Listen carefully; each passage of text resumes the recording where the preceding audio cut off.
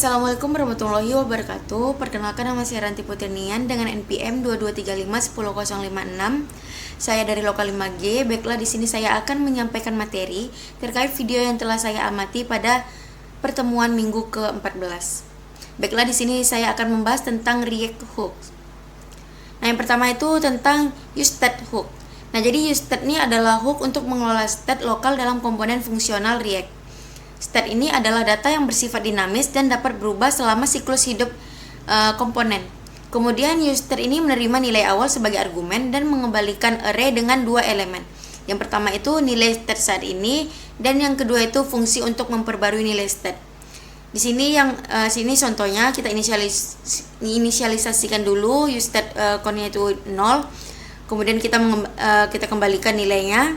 Kemudian di sini ada count ini untuk nilai state saat ini, sedangkan state count itu adalah fungsi untuk memperbarui nilai state. Kemudian di sini ada button tambah, kemudian ada button kurang.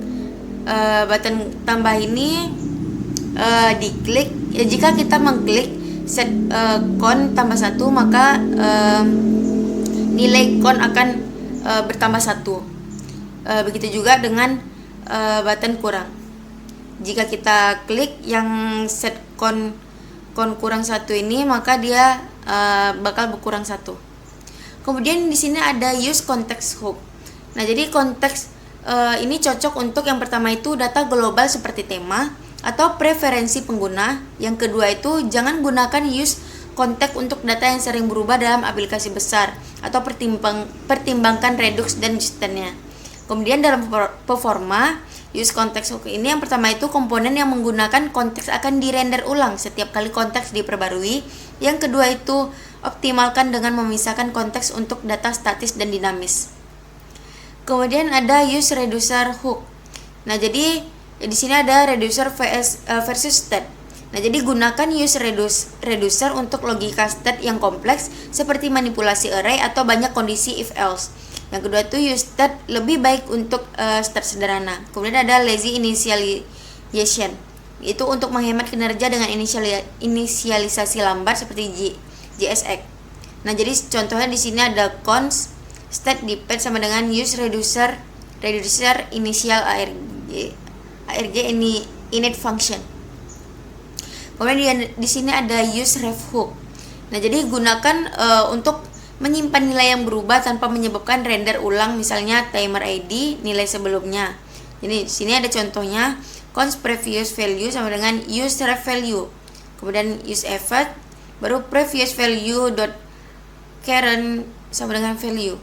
Nah, jadi manipulasi DOM sangat membantu untuk memfokuskan input atau elemen secara langsung. Kemudian di sini ada use imperative handle hook. Nah, jadi use case ini ketika kamu ingin memberikan API terbatas kepada komponen lain melalui ref. Kemudian ada pengguna forward ref. Harus digunakan dengan react.forward ref. Kemudian di sini ada use layout effect hook.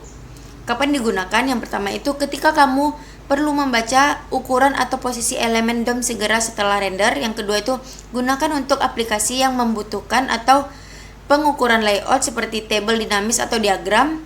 Kemudian peringatannya itu gunakan hanya jika perlu. Use effect lebih cocok untuk kebanyakan kasus. Kemudian ada use transition hook. Nah, jadi kapan sih use transition hook ini digunakan? Yang pertama itu ketika kamu ingin menunda perubahan stack agar UI tetap responsif. Yang kedua itu cocok untuk aplikasi yang membutuhkan transisi data berat seperti pagination besar atau filter dinamis. Kemudian ada use deferred value hook. Nah, jadi perbedaannya dengan use transition itu yang pertama tuh kalau use transition itu mengontrol transisi dengan status pending, sedangkan use deferred value ini menunda nilai hingga kalkulasi selesai tanpa status pending. Gunakan bersama komponen mahal, mengurangi render ulang untuk komponen yang membutuhkan waktu render lama. Kemudian ada use scene external store hook. Nah, jadi tujuan utamanya itu ada dua. Yang pertama itu sinkronisasi dengan state global eksternal seperti redux atau state lain yang diatur secara manual. Yang kedua itu memastikan konsistensi antara sumber data eksternal dan React. Baiklah, mungkin sekian yang dapat saya sampaikan, kurang dan lebihnya saya mohon maaf. Wassalamualaikum warahmatullahi wabarakatuh.